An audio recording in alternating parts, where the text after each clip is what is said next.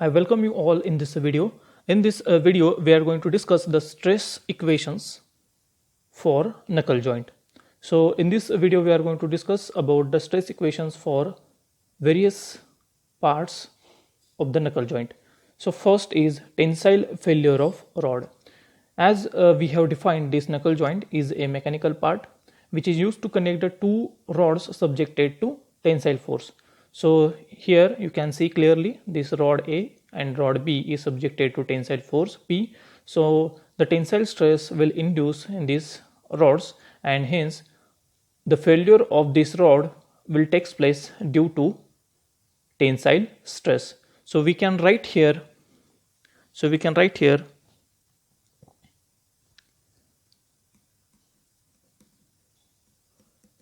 the tensile stress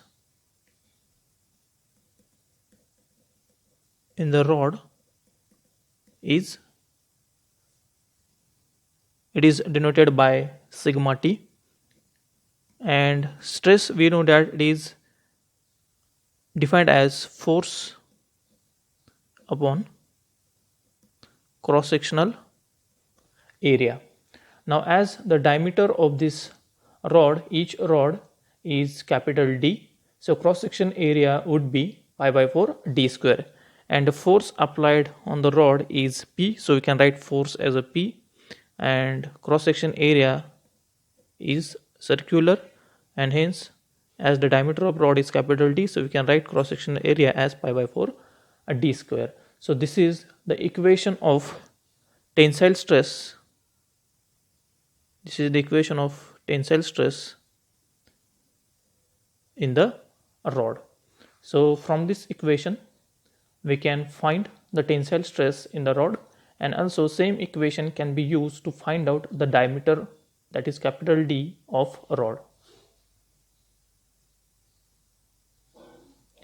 Now next we are going to discuss the failure of pin. So now here this is the very important part, as we have discussed in the first video on the knuckle joint. Here we have to consider all the possible failures of single component, and this pin, if you consider this pin may fail because of shear in these two regions. This pin may fail because of the crushing, because some portion of this pin is present in the eye, so there is a circumferential compressive stress on this pin, so that is, we call it as a crushing stress. So there may be a chance of crushing of pin in the eye, or similarly there may be chance of crushing of pin in these two fork ends. So first failure we have to consider is a shear failure, that is in this two region this pin may get sheared off, or the crushing of pin in eye, or crushing of pin in these two ends of fork. Or the third type of failure may occur in the pin is because of the bending. So this pin may get bent because of the loading applied on this fork and eye. So let us discuss one by one the failure in the pin. So as we discussed, this failure of pin takes place due to three types of stresses. First is the shear failure, second is the crushing failure, and last one is the because of bending failure. So first is the shear failure of pin. So this shear failure of pin occurs due to the shear stress. This shear failure of pin occurs due to the shear stress in the pin, which is given by equation. So first of all, before writing the equation, you must consider how this pin fails in shear. So already we have seen this diagram in the free body diagram, where these two portions, this top portion and this bottom portion of pin is present in the fork, and the force applied by the fork on this two portion is P by 2 towards left side, and this middle portion of pin is present in the eye, and force applied by eye on this middle portion is P towards right side. So because of these two opposite types of forces, this pin may get shear off in this way, the pin may get fail in this way, and this type of failure is called as double shear failure of pin. So Why it is called as double shear failure? Because failure takes place in these two planes. So this is the first plane where the failure takes place, and this is the second plane where the failure takes place. Now the diameter of this pin is d, small d. So from this we can write the equation of shear stress in this pin. Now the shear stress is denoted by tau, and we know that the stress is defined as force upon area, and here force is P. The force applied on this pin is P, so we can write here force as a P, and cross section area. Now if you consider the cross section area of one plane, it will be pi by 4 d square, but here as the failure takes place in the two planes, so we have to consider two cross sectional areas. So pi by 4 d square for this plane and pi by 4 d square for this second plane of failure. So we have to write total area as pi by 4 d square plus pi by 4 d square. So this gives us the total cross section area of pin. Okay, so if you add this, so we can get the tau as P upon twice into pi by 4 d square, where tau is the shear stress in the pin and d is the diameter of pin. So from this equation we can calculate the diameter of pin small d, which is subjected to shear stress. Now let us discuss the crushing failure of pin in eye. So as we have discussed earlier, this total portion of pin is divided into three regions. So this middle portion of pin is present in eye, and this top and bottom portion of pin is present in fork ends. So because of this loading condition on the ends of rod, this pin is subjected to circumferential compressive stress, which is present in this fork and eye.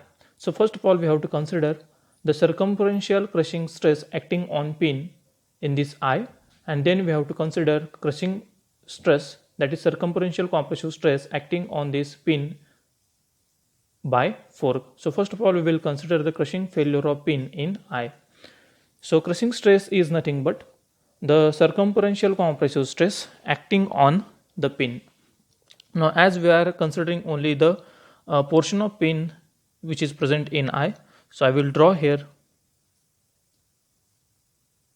the portion of pin present in eye.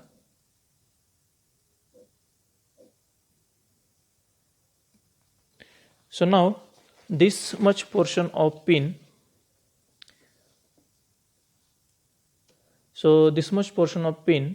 is subjected to crushing stress, that is circumferential compressive stress, and the total portion of pin present in eye is equal to thickness of eye, which is nothing but B. So I can write here this portion of pin, the portion of pin present in the eye is B, and the diameter of pin is D,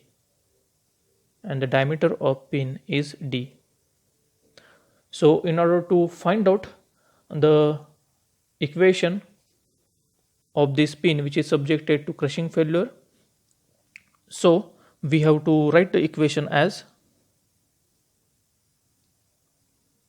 sigma c is equal to force upon cross sectional area. So force here it is P, and now we have to find out area. So now remember a very important point here: when a pin or any part which is subjected to circumferential compressive stress, remember very important point, when the part like this pin is subjected to circumferential compressive stress, then while finding out the cross sectional area or the area which is subjected to compressive stress, circumferential compressive stress, we have to take the projected area. So we can take take the projections of this pin, we can take the projection of this pin like this.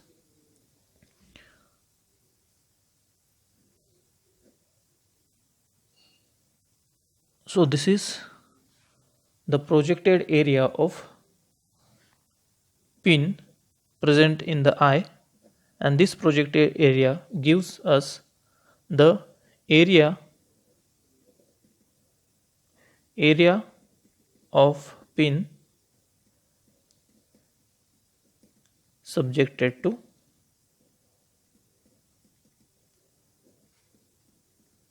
crushing stress.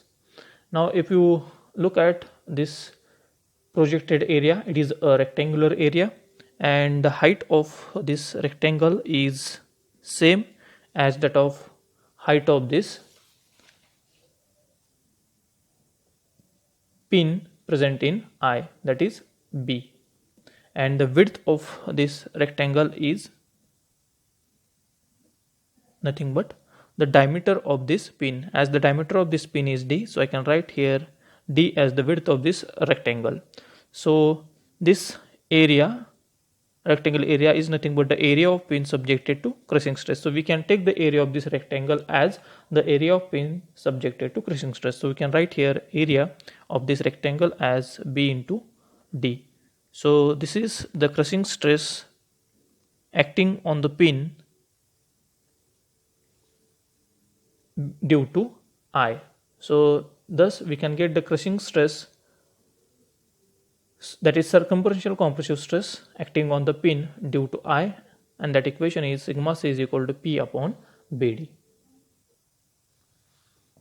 Now the next failure of pin that we are going to discuss is the same, that is crushing failure of pin, but now we have to consider the crushing failure of pin in the fork. So as we have discussed earlier, so this diagram we have seen earlier. So here we know that the two portions of the pin, that is this top portion of pin and this bottom portion of pin, is present in two ends of fork. So this portion of pin is present in this top end of fork, and this portion of pin is present in bottom end of this fork. So thus, due to the loading condition on this knuckle joint, this top portion of pin and bottom portion of pin, which is a cylindrical portion, is subjected to circumferential compressive stress. Thus we have to consider the two portions of pin which is subjected to circumferential compressive stress, that is crushing stress, because of the fork. So in order to find out the crushing stress acting on these two portions, we have to consider two areas. So that we can draw like this.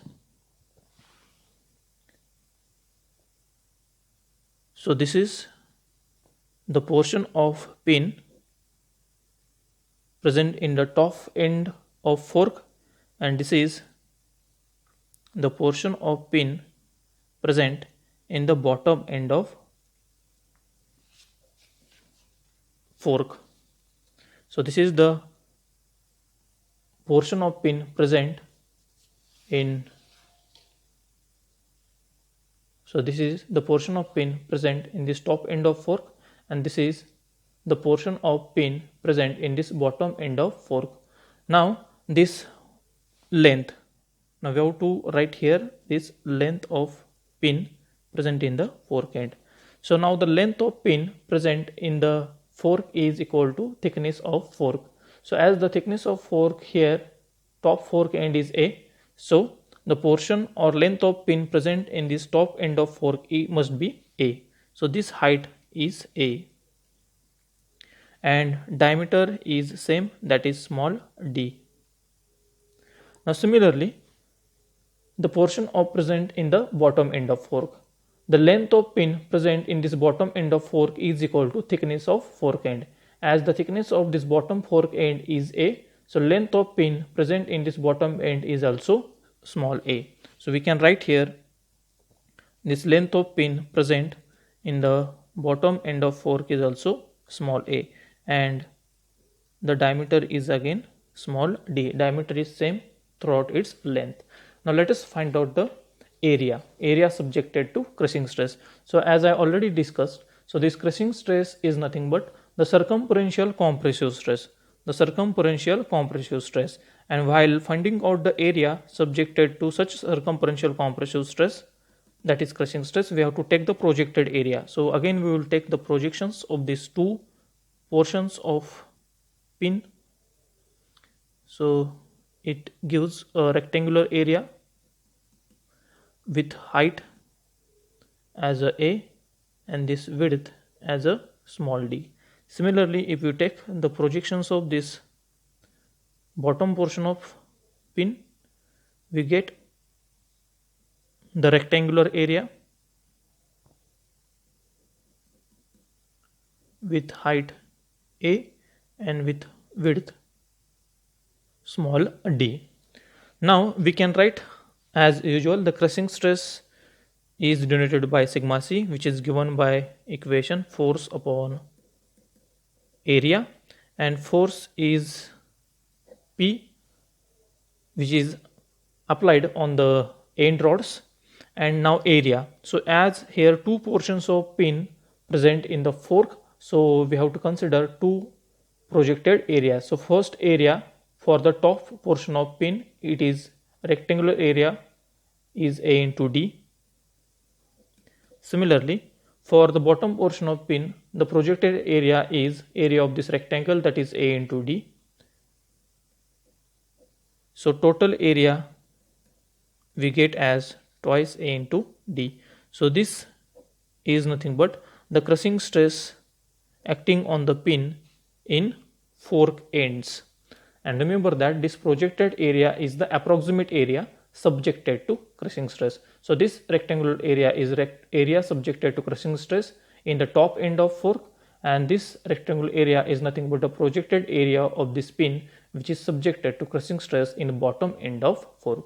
So in this way we can find the crushing stress in the pin due to eye and fork.